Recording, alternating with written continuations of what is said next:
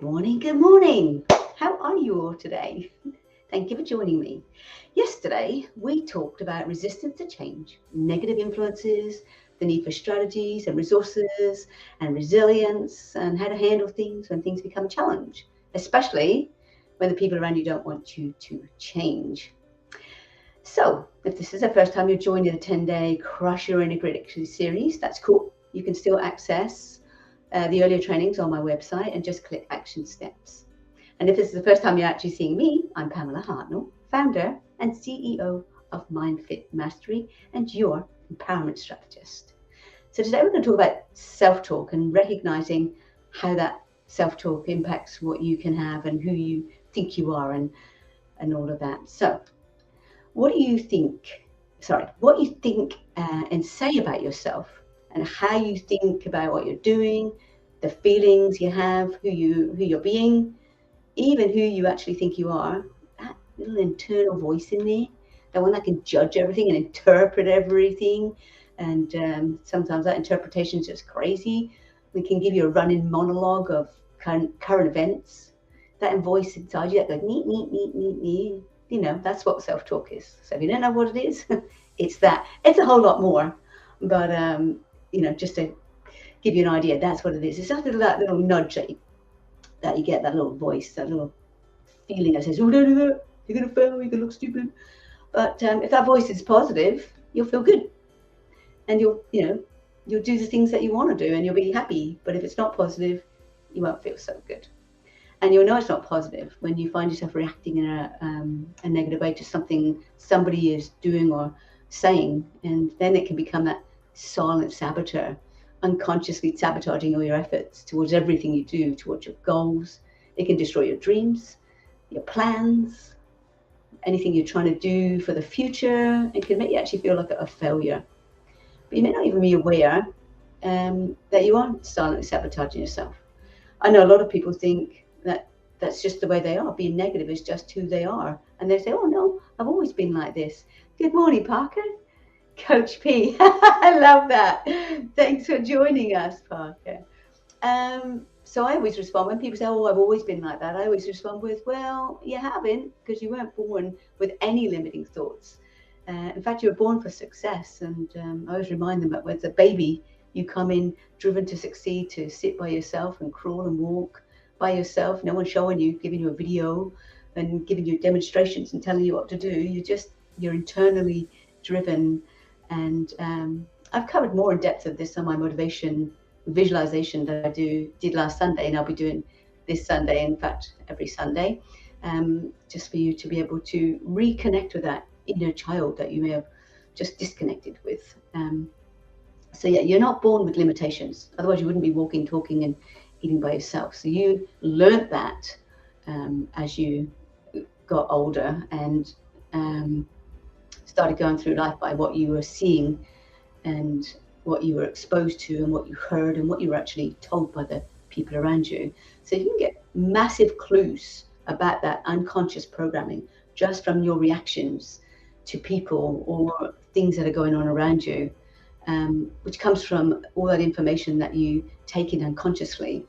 And to give you an idea what I mean by taking unconsciously, think about that Tannoy at the airport that's going off, and it is going off 100% all the time. And High Tech Mother says, good morning, 3 a.m. in India. God bless you. I'm so happy that you come and join me every morning. I really do. It touches me. I love that. Thank you. So that Tannoy is going off and off and off. And it's not until it says, oh, hey, Pam. Can Pamela Milliken, doesn't say, hey, Pam. Wouldn't that be funny if it did? It says, hey, Pamela Milliken. No, it says, Pamela Milliken, could you please come to the service desk and go, wait, that's me. And but before that, it was going off all the time. So if you're there for hours, I wonder how much information you've taken on just from that thing that you weren't even aware of until your conscious mind said, hey, this is important, pay attention. And Mark Sullivan says, good morning, Mark Sullivan. How are you? Thank you for joining us too. And High Tech Mother says, it's good to be here with you. Thank you. Yes. So all that unconscious programming then is responsible for your self-talk and can make you doubt your capabilities. So, which is why you have to become really aware of your thoughts and what you are constantly saying to yourself, that diatribe you've got going on. So any inner conversation you have with yourself that makes you doubt your capabilities will not only limit your ability to have what you want in life or believe in yourself, but it'll make you question everything. It'll make you question what you're doing and how you're doing it and why you're doing it. And that means any kind of success you want, it's going to be really hard to get because you're going to have to struggle with yourself.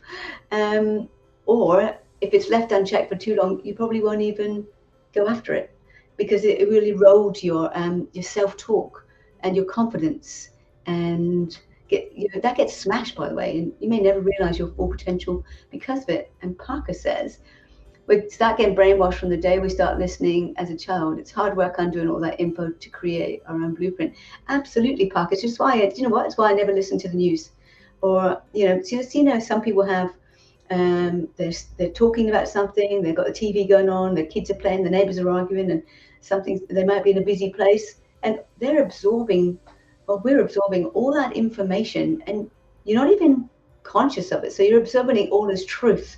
So somebody could be saying something over there that's complete load of rubbish, which is lots of stuff that goes on like that, and you're accepting that as a truth because you're not challenging it.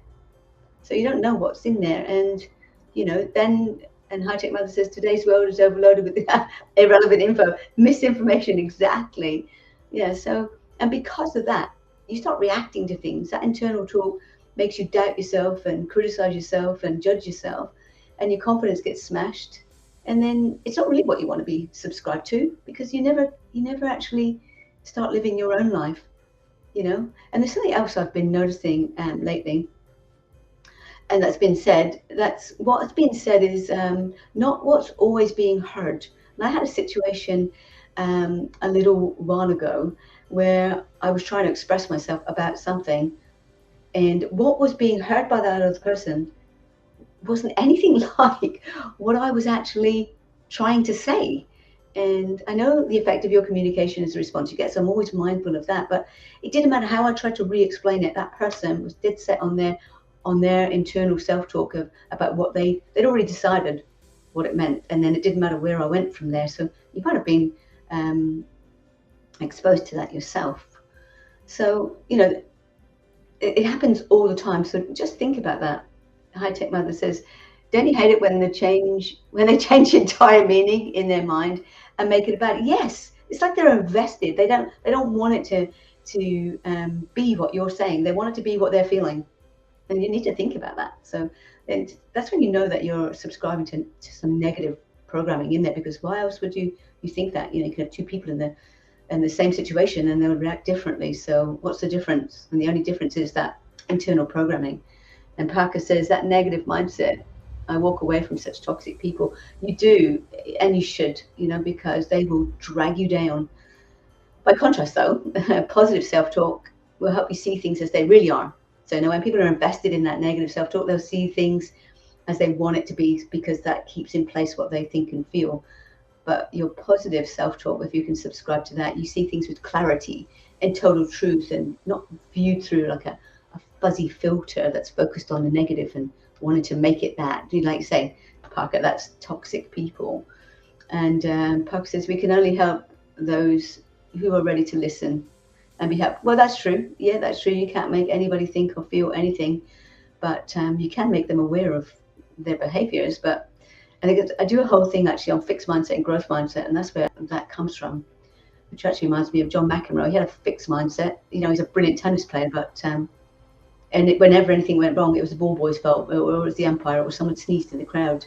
So he never really reached his full potential as a tennis player. It was brilliant. Imagine how much better he could have been if he was willing to grow and willing to stop subscribing to that little voice, because he was a brilliant tennis player, would have been told he was brilliant, and when you're brilliant and a genius at something, that implies there's no effort involved.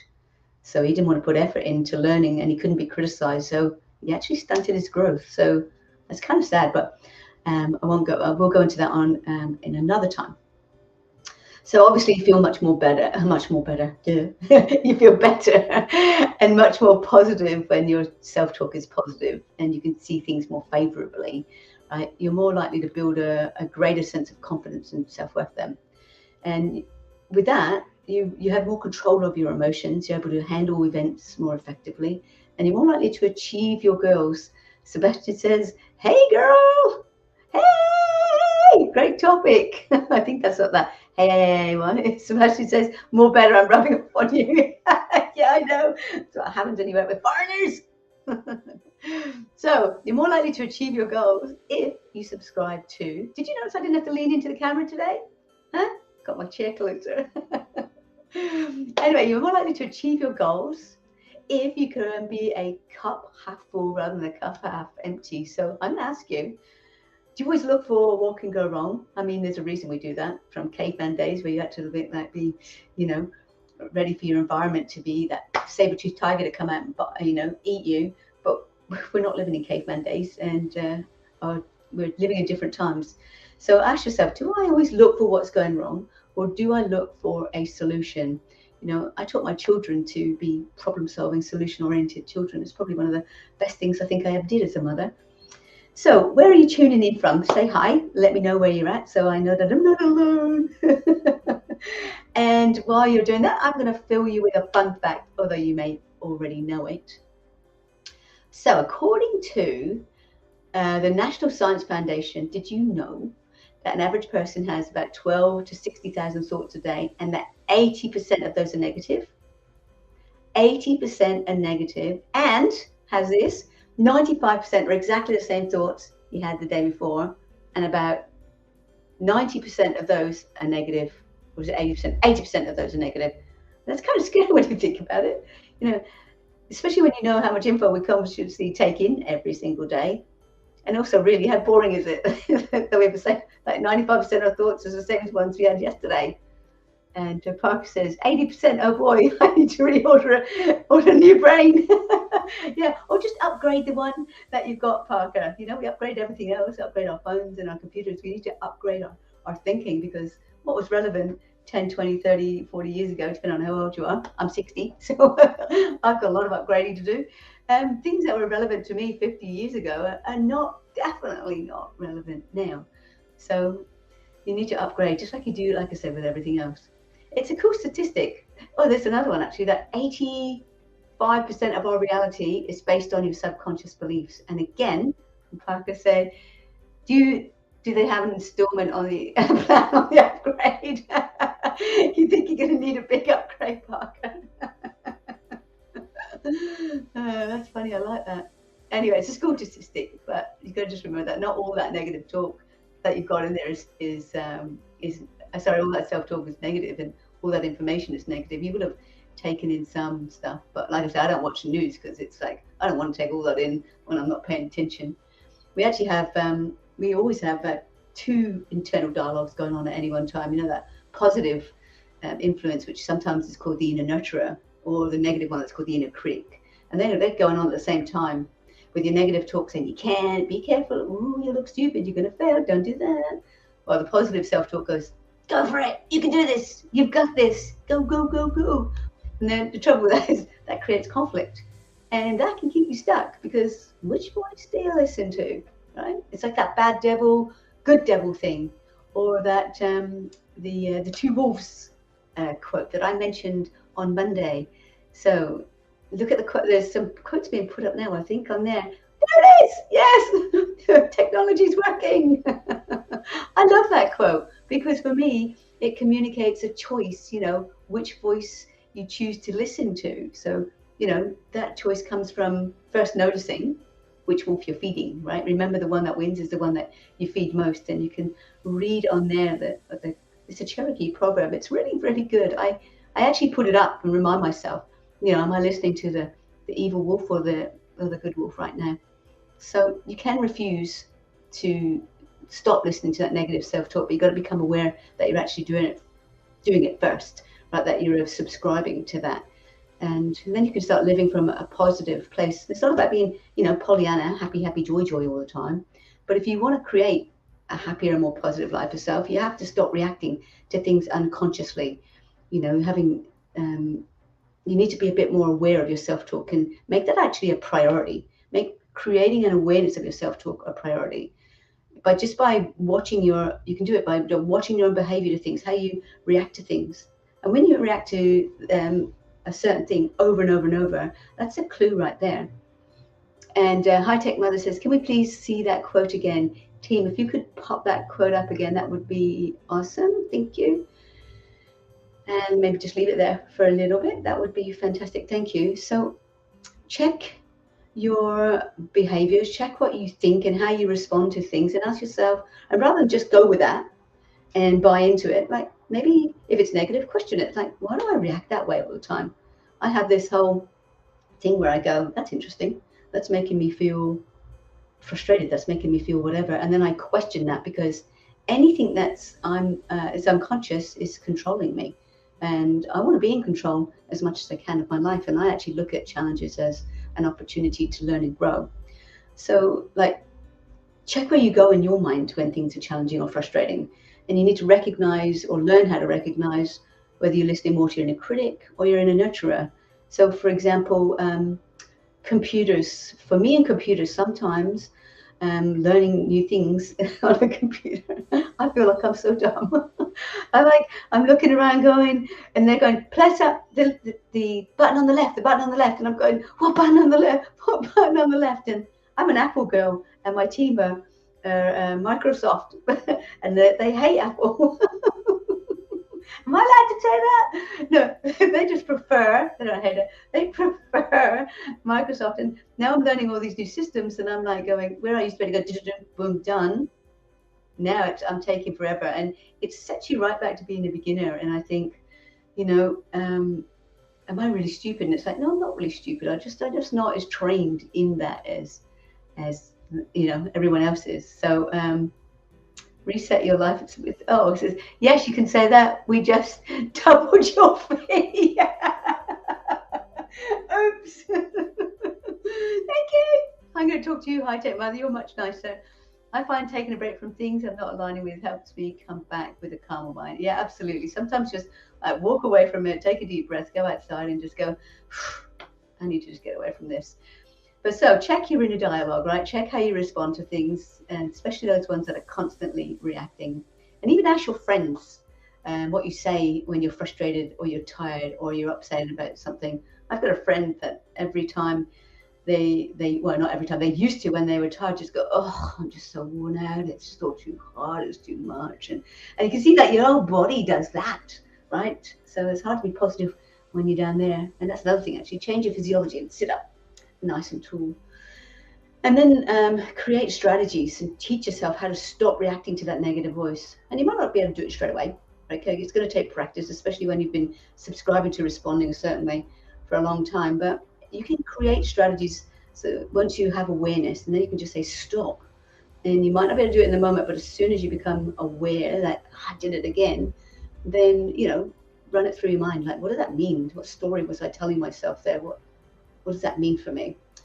And remember that your thoughts are not necessarily facts, right? And the beliefs that you have may not be completely accurate either. Especially, like I keep saying, if they've gone in unconsciously, and you don't even know why you think what you think or you believe what you believe. And maybe it's because it's what your parents do. It's like religion. You believe in what you believe because they do, and I won't go into that because that's a hectic subject. But why do you believe what you believe? And just because someone else believes it, they probably believe it because their parents believed it, and they believed it because their parents, so who are you actually believing? Right? So I want you to challenge everything, not just accept things on the way it is, because no, it's not the way it is.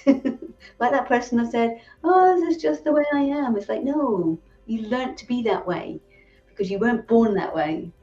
And you learned that by what your environment showed you, by how they treated you, or what they did do or didn't do. So when things aren't going well, I want you to get into the habit of reframing, right? Like I did with my computers. When you can calm yourself down, that is, obviously you may not be able to do it straight away. But recalm those negative thoughts into something more realistic. It doesn't have to be positive, but just at least more realistic. So when I'm thinking about the computer, I'm thinking, well, I'm not dumb. I'm just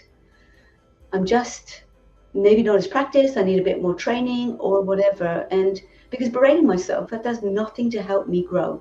And it's not even helpful, right? That behavior keeps me very stuck. I won't try to find a solution, and I won't get any better at it. In fact, I won't even try. And how many people do you know that won't have a go at something because they're frightened of failing. So if they don't have a go at it, they can't say they failed because they didn't try. I know a lot of people like that. So self-talk is a topic. It's a big topic for me, and I hope it's an important one for you if you want to understand yourself more and how to get more control over your life. So I'm going to finish with a thought that if you're struggling with any unhelpful behaviors, like shifting blame, for instance, always thinking it's somebody else's fault, or complaining about everyone and everything, making your unhappiness someone else's job, that's not their job. Okay, they're not there to make you happy. You're not there to make anyone else happy. So take responsibility. And if you're not taking responsibility, then that's another thing too. So it's a behavior. And you're getting a need met by doing that, by making it someone else's problem, someone else's responsibility. You will not grow like that. Like, how is that helping you grow? How is that going to make your life any better because you're blaming someone out there? Okay, so temporarily you'll feel good, for instance. If I'm blaming that someone, temporarily I feel good. But deep underneath that, that didn't help me grow at all, didn't do anything for me, didn't make my life better. Parker says, this broadcast gave me goosebumps. Oh, I love you, Parker. Thank you. So yeah, how does that help you grow? Just by blaming someone. Like I say, it makes you feel better for about 5 minutes. But deep down, nothing changed for you. You didn't grow from that. You didn't get any better. And something I ask my clients all the time is, do you want to be right? Or do you want to be happy? Right? Because some people will they just decide they need to be right. And they'll defend that need to be right. Even if at the back of their mind, they know they know what they're saying is not right. Because they've started off that now, they can't go back. Hannah Smith, yay! Good morning, Hannah. Love it, 100%. Absolutely. It is. You don't grow, do you, Hannah? You can't make other people responsible. You need to take it all on. And it's not fun.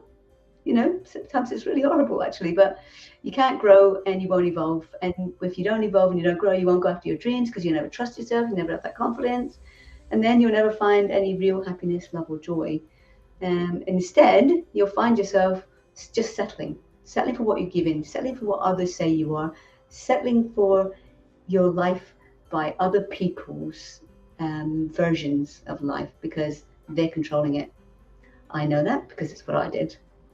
So I'm going to ask you, is that really what you want for yourself, right? And if you're a parent, because we've talked about it, that everything you're seeing and doing and saying and how you're behaving is creating a blueprint for your children to follow, and that's how they're going to deal with things in life. Is the way that you're dealing with things, the way that you are thinking, the way that you're handling negative situations or challenges, is that the way you want them to react to? Think about that. What if you could do something different instead? So remember, there's another quote that says, and I don't know if we've got it. Nope, not that one. There's a few quotes coming up now, ones that I've shared with you earlier. But the one that says, if you always do what you've always done, you'll always get what you've always gotten. So maybe, just maybe, it's time for a reset. And I'm going to leave you with that note. And as with every day, there's worksheets that go with this mini training, and you can access it by clicking the action steps. And as I've said before, you don't need to do the tasking. I just want you to start thinking about where your beliefs come from and why you're stuck. And you can only do that by doing the tasking and actually writing things down. But if you do it, I've said before, give it 100%. Play all in and be as honest as possible and answer the questions without judgment. Okay, I hope you've enjoyed today. And tomorrow we're going to be going into taking decisive actions, and we're going to discuss decisions versus excuses. And because the way we start our life depends on whether you're making an excuse or you're making a decision about something. So, because we start our goal setting the day after that. Until then, live your life large and live it with passion. Reset, be authentic, and be you. Bye for now.